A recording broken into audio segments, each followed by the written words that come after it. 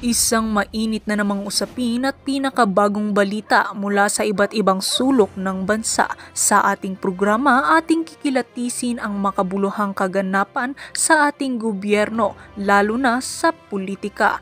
Tayo ay magbibigay linaw at magbibigay kaalaman sa mga mahahalagang isyu na dapat nating malaman at pagtuunan ng pansin.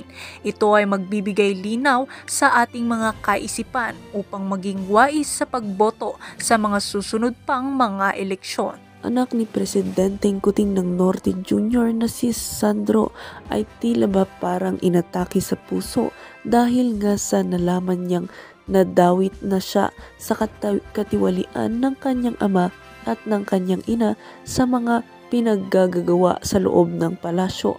Dito nga natin makikita na tunay nga ang karma kapag rumesbak na ay hindi lang 100% kundi 1,000% pa ang bawi dahil nga sa pinaggagawa ni Presidenteng Kuting ay ang kanyang anak ang kawawa. Samantala, ito namang si Presidenteng Kuting ng Norte ay tila ba kinabahan dahil nga sa inilabas ng Korte Suprema na parang warrant dito kay Kuting.